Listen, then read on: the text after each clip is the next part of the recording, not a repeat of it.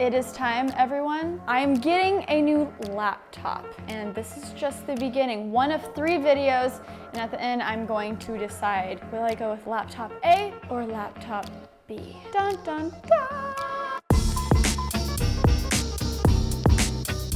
Thank you, Intel, for sponsoring this video and sponsoring this journey. At the beginning of the year, I tried out the Dell XPS 2-in-1. So this is a great versatile laptop. It's not the top of the top, right? The most powerful thing you can get. However, it was outperforming my laptop that I bought in 2017, but it just had a previous generation Intel Core i7 processor. So I was beginning to understand, oh, having the latest processor makes a huge difference. You're especially gonna see this if you have a laptop from 4, 5, 6 years ago. So that leads me to right now. When I am here in New York City, I have my own studio, I have my main gear PC set up. It churns through footage like butter and renders insanely quick. But here's the thing, I travel maybe a third of the year. I'm always on the road, on planes, in cars. It's a lot. So having a powerful laptop, having that premium mobility and not sacrificing performance or not having a big bulky machine, because guys, let's be honest, those gaming laptops, they can be kind of not good looking. So that is a huge pain point for me. And ooh, I've been testing out the laptops, but let me introduce you to my first candidate, laptop A. It is the Dell XPS 9570. Now, when I tested out the first XPS 15 2-in-1, all of you guys suggested this computer. The 2-in-1 is great because it's super versatile, but this is sheer power. So I have the 8th generation Intel i7 8750H, 16 gigabytes of RAM and NVIDIA 1050 Ti with Max-Q design graphics processors. So that's new territory for me, having an integrated graphics card as well as a dedicated. Now this is a big reason why I'm testing out a lot of PC laptops right now, because you have that CUDA boost performance in Adobe Premiere Pro. CUDA. How you say that? CUDA. My favorite's Gouda. This is one of 2 laptops that I have been vigorously using over the past couple weeks. I'll let you know what the second laptop is at the end of the video. It is super smooth in Premiere, even when I have adjustment layers over the footage with color grading. When it is a long video, the edits are very fast. Now that is one of the biggest reasons why I've gravitated towards this laptop, is because whenever I'm having to edit a video podcast, so that's basically an hour of footage, typically on my previous laptop, it would take almost 2 hours, an hour and a half or 2 hours to export, but this is how much time it takes on this laptop. The video I'm filming right now is actually the first one that I filmed in 4K to test it out on this guy. Editing, Sarah, how are you doing over there?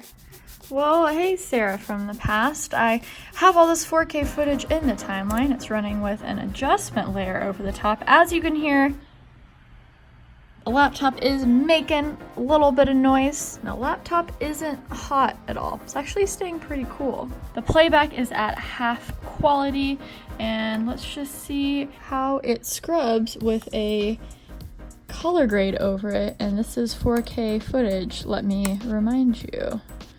Scrub, scrub, scrub. It's pretty quick. It's reacting very well. Double speed, triple speed, and it keeps going.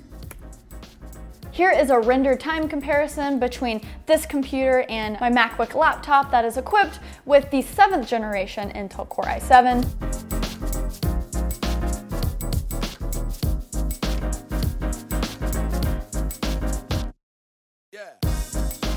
Power, performance, hopefully I got that across so far, but there's much more in terms of the hardware and just usability. I have tested out a ton of laptops. I haven't even made videos on all of them, but there's a reason why I'm making a video about this one. The surface of the laptop, it's soft. It's that soft carbon fiber feel, and I'm not used to that. I'm very used to the metallic touch, but when my wrists are resting on this for hours and hours and hours, guys, this feels amazing. The trackpad is, wait for it, the best trackpad that I have used on a PC laptop so far. It's not the biggest trackpad, but it has amazing give where it doesn't take a lot of pushing to get a click.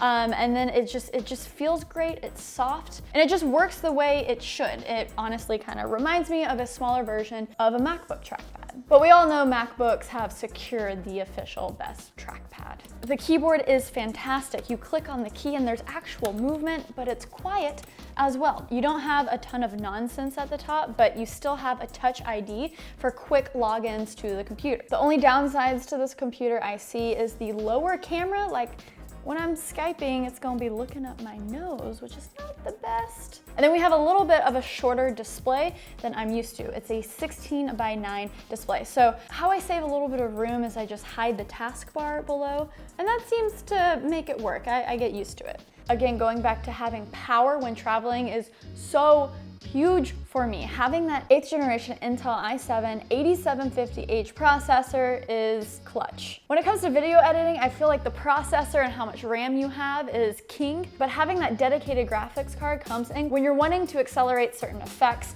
in Premiere or After Effects. Something that is becoming more rare as more laptops are released is you can actually unscrew the bottom and upgrade this thing. So that means if I want to upgrade to 2 terabytes of SSD storage, or if I want 32 gigabytes of RAM instead of 16, I can do it. And that's basically going to be the cheapest way that you're going to get those upgrades. Whatever laptop I choose in the end, I might have to do that. If you want to stick around for the next video, I will be testing out the Razer Blade 15. This has been highly requested, and I've been using it as much as this guy, so make sure to stick around for the next video to figure out my thoughts. I feel like I've been selling this laptop so hard. It's just because I've tested so many, and when I found this, I was like, oh my gosh, I actually really love it. Going back to the display, it's a 4K touchscreen. And going back to the only problem I had with the 2-in-1 is it is insanely color accurate. But I find myself touching the screen more than I thought, and also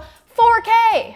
It looks gorgeous, it's so pretty. And then number 2, guys, can you guess what I'm gonna say? Can you guess? Have you guessed yet? Guys, ports! I can stick in my SD. I have a USB type A, just the normal USB. I have a headphone jack. I have USB-C. I have HDMI, another good old USB, and then the charger port. Oh, like, what? It's safe to say I'm done with dongle life. I think that's one of the most frustrating things that I've had to adapt to. When you're sitting on that tiny airplane seat and you're trying to get that edit done and you have dongles galore coming off of your laptop, that's no way to live life. So when I talk about having power on the road, I want it to be convenient. I don't want to have to compromise. And this is the first example that I'm seeing. So let me know what you think about this laptop. Thank you for all of the suggestions. I'm coming to these laptops because you guys suggest them. Are you looking to upgrade? What do you want me to try next? It's up to you. Thank you so much to Intel for sponsoring this video. If you guys want to learn of more powerhouse machines, make sure to check out the link in the description below, and make sure you hit that subscribe button. Let me know if you like this video because there are more on the way. And hey, am I gonna stick to this? What about the Razer Blade 15? You're gonna have to tune in again. The big reveal is soon. Honestly, still on the fence right now. Okay, well, I guess that's all I have to say about that. Okay, stay peachy. Okay, bye.